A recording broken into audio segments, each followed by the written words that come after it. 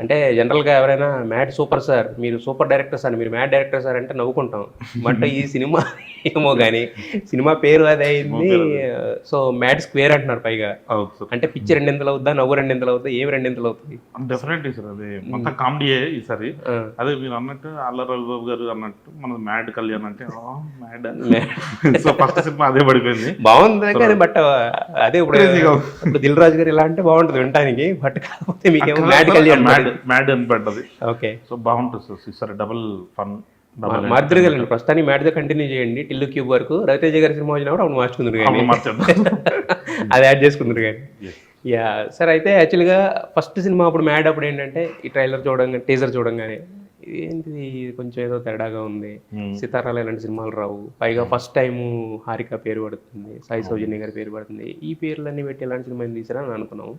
But లోపల చూస్తే అసలు టోటల్ ఆ ఫన్ రైడ్ ఎవరు ఎక్స్పెక్ట్ చేయలేదు. Correct, you have delivered unexpected for the first film. But ఈసారి ఏంటంటే ఆల్రెడీ మ్యాడ్ అంటే చూసాం కాబట్టి దానికి రెండింతల ఎక్స్పెక్టేషన్స్ ఎక్కువ ఉంటాయి యాక్చువల్గా. Correct sir. సో మరి దాన్ని మ్యాచ్ చేయాలంటే వర్క్ అంటే ఎలా స్టార్ట్, ఎంతవరకు మ్యాచ్ చేశారనుకుంటున్నారు, ఎలా స్టార్ట్ అయింది ప్రాసెస్? అదే సార్, అంటే ఫస్ట్ మ్యాడ్ అయిపోగానే ద లవ్ పీపుల్ గేవ్ అని ఉంటుంది కదా సార్. మనం థియేటర్ విజిట్స్కి వెళ్ళినప్పుడు వాళ్ళు మాట్లాడేది, ఈ క్యారెక్టర్స్ కాల్ కనెక్ట్ అయింది, ఇదంతా చూసి so definitely it's pay back time, మనం వాళ్ళకి ఏదైనా తిరిగి ఇవ్వాలి అని. సో వంశీ గారు నా కోసం మ్యాడ్ చేసినప్పుడు ఇంకోసం మ్యాడ్ స్క్వేర్ చేయాలి, చాలా పెద్ద సినిమా అవ్వాలి ఇది అని చెప్పేసి కొంచెం కసి మీద రాశాను సార్. చాలా బాగుంటుంది సార్. అంటే ఇప్పుడు ఎంటర్టైన్మెంట్ వైజ్ మనకు క్యారెక్టర్స్ కనెక్ట్ అయి ఉన్నాయి కదా సార్. ఫస్ట్ పార్ట్కి మీరు అన్నట్టు నాకు పెద్ద క్వశ్చన్ ఏంటంటే, రాస్యం తీసాం బాగుంది, వస్తారా ఆడియన్స్, ఆ క్వశ్చన్ ఉండేది. అంటే కానీ మీకు అదే ఒక రకంగా ఈజీ అంటే ఆ క్వశ్చన్ వేరు. ఇప్పుడు ఏంటంటే ఆల్రెడీ చూసి చాలా ఎక్స్పెక్టేషన్స్ హెవీగా ఉంటాయి కదా. అవును సార్. ఇప్పుడు టిల్లు స్క్వేర్ జరిగింది కూడా అదే సేమ్ బెంటర్ కాబట్టి మనం మాట్లాడుతున్నాం. కరెక్ట్. సో అది దానికి ఏమాత్రం ఒక స్టెప్ తగ్గినా మీరు ఎంత బాగున్నా కూడా దాని అంత లేదురా అంటారు యాక్చువల్గా. ఇది ఎక్కువ జనరల్ ఆడియన్స్ నుంచి ఎక్కువ వస్తుంది ఒకవేళ అంత లేకపోతే కనుక. సో మరి దానికి ఎలాంటి జాగ్రత్తలు తీసుకున్నారు?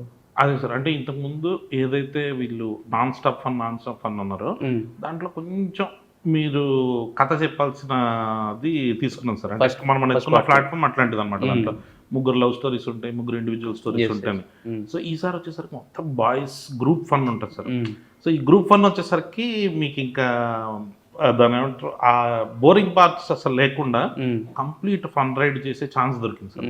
సో ఫస్ట్ ఫార్మోస్ట్ ఎత్తుకున్న పాయింటే లేదు, ఇది మొత్తం కంప్లీట్ ఫన్ చేయాలి, ఒక 2 hours నాన్ స్టాప్ ఎంటర్టైన్మెంట్ చేయాలి, మీరు నవ్వుతున్నా వదలకుండా మళ్ళీ చెక్కల గీతలు పెట్టి సాడిస్టిక్ గా నవ్వించాలి అన్న సాడిస్టిక్.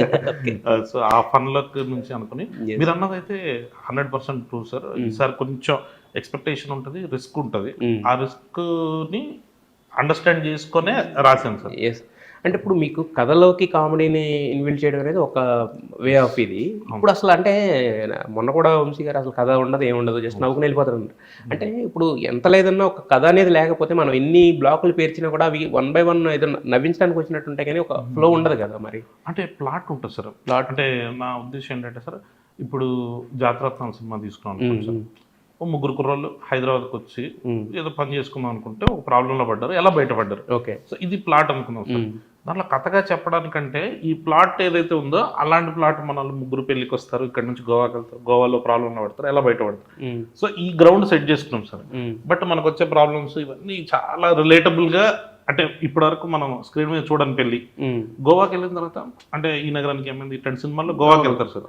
బట్ మన మ్యాడ్ గ్యాంగ్ గోవాకి వెళ్ళినప్పుడు ప్రతి సీను ఫ్రెష్ గా ఉంటుంది సార్. మనం ఈ ప్లాట్ అయితే మీకు ఎంగేజింగ్ ప్లాట్ ఉంటుంది సార్.